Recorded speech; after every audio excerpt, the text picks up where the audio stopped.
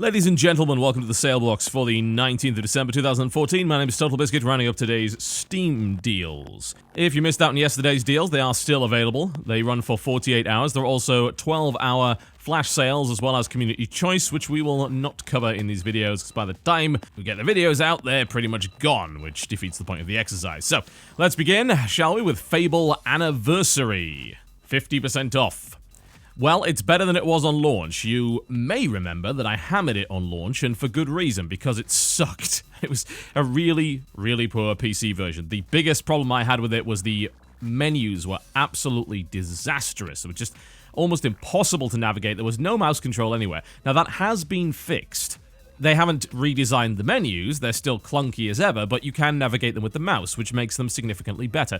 They also seem to have taken that nasty blur, like there was Vaseline all over the bloody monitor off. So that's kind of been fixed as well, but you are still left with what is essentially just a graphical upgrade to a game that was already decent looking to begin with from an aesthetic standpoint, though it does add official controller support, so if you for some reason did want to play it with a controller, this is the best way to do it.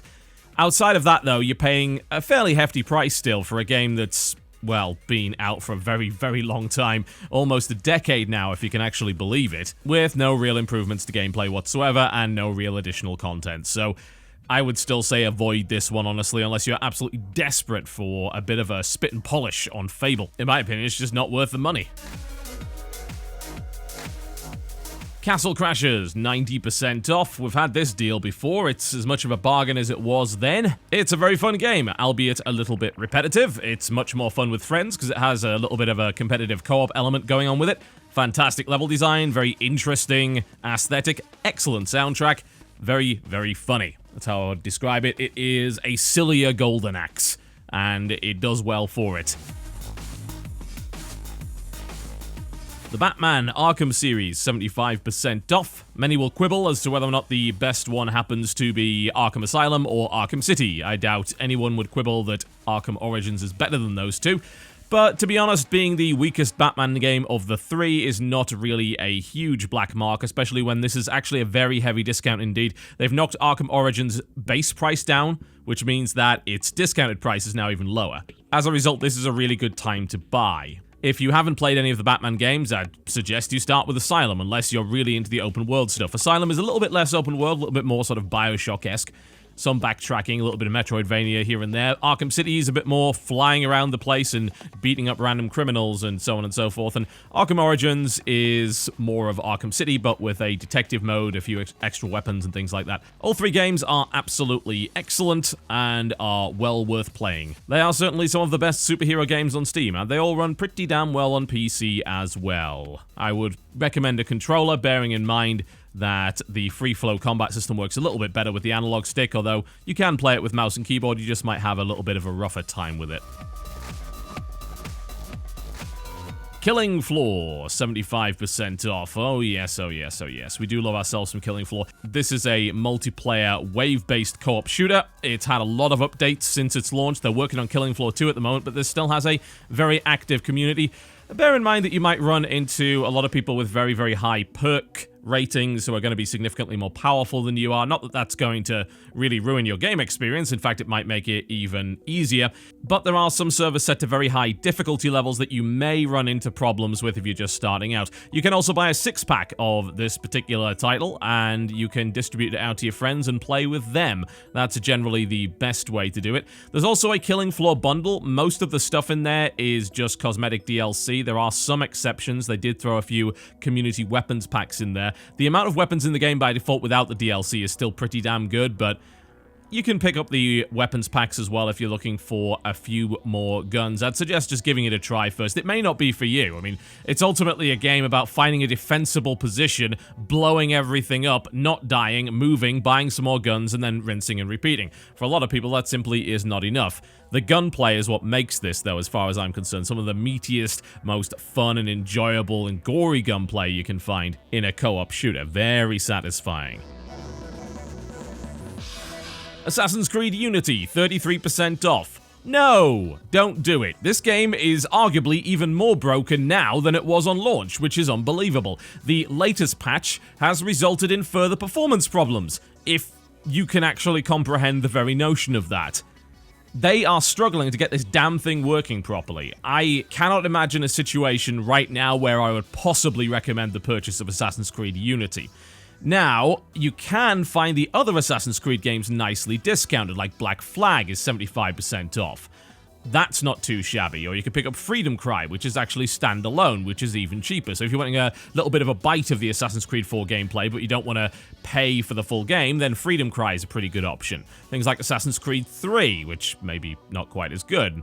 Then you've got the Ezio trilogy. They're also pretty good as well. But whatever you do, don't pick up Assassin's Creed Unity. It's glitchy and horrible and doesn't run well on anything. Yet. Even after 4 patches, it still doesn't run well on anything. So no. Depth, 40% off. This is a game about sharks and diving and getting dosh while you can before being eaten by the sharks. It is an asymmetric game in which 4 divers face off against 2 sharks and attempt to guide this little robot through a series of levels, which will involve picking up treasure and hopefully not being eaten alive by sharks. You use various underwater weapons and gadgets in order to ward off the sharks, and if you're playing as the sharks, you get to eat people, and it's a hell of a lot of fun.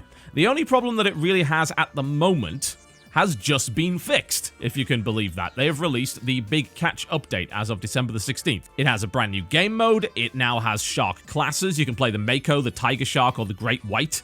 They've put a new map in there, so that's significantly increased the map pool in and of itself, which wasn't too large to begin with, and they've added a new item for the divers. So yeah, now it's definitely worth it as far as I'm concerned. I had some doubts about it, bearing in mind that it only had 1 game mode. It was still a hell of a lot of fun, but with the Big Catch update, it is suitably fleshed out to the point where I don't really have too many qualms about recommending it. Ryse, Son of Rome, 50% off. This game is dull as dishwater. It's pretty, don't get me wrong. You want to benchmark your system? Well, Ryse, Son of Rome will give you that, but this is one of the most boring spectacle fighters I've ever had the displeasure to play. It's just incredible how dull it is. They don't give you new weapons, they don't give you new moves to learn. And I've played a lot of games like this. It's one of my favorite genres, honestly. I love the evolution of the character as you go through the game, the ability to learn new moves and gradually extend your combos to ludicrous degrees and switch out different weapons and encounter amazing boss fights and more complex enemies as you go through the game. Which is why I don't like Ryse, because it has none of that whatsoever. The combat is simply this: parry and then alternate between sword and shield attacks. That is it. That is all you do. Hammer the right colored buttons at the right time for execution moves to get health and things back, and you're just going to be doing that for hours and hours and hours and hours. And yes, it's a very pretty looking game, absolutely, but it has very little depth whatsoever. I absolutely would not go for Ryse, Son of Rome, especially not at this price. Pick it up nice and cheap at some point. This is not nice and cheap. Not enough, at any rate. Oh no. This is one of those games that no one really asked to come from the Xbox One, and when it arrived with a sigh of meh. Finally, Borderlands the pre-sequel, 50% off, significant discount for a fairly new title, but it's also exactly the same as the last one, so yes, this has been out for a couple of months, but the pre-sequel is very, very similar to Borderlands 2. Borderlands 2 was a pretty significant jump over the original Borderlands. I think most people wouldn't argue with that. It was a good improvement. Borderlands the pre-sequel takes a few steps back, certainly in terms of level design, and indeed a just distinct lack of interesting characters and some fairly fudgy writing, frankly. It's just not particularly great. I mean, it really is just another Borderlands game. It's not doing too well on the DLC part of things either. Some folks are expressing a lot of disappointment with the poor value of the Season Pass. The fact that they've just added in a wave-based holodome thingy, they've put in a new character and the Slaughter Pit, and they're actually kind of pretty much done now. There's actually not a lot of content in this whatsoever. Compared to the previous Borderlands games, it seems like that's a very big disappointment on the DLC front. Both Borderlands 1 and 2 had some really good DLC. Admittedly, there were some stinkers as well, but Borderlands 2 had some really, really good stuff. Borderlands 1 had maybe some of the best DLC ever made in the form of the Secret Armory of General Knox, which is just an incredible piece of DLC.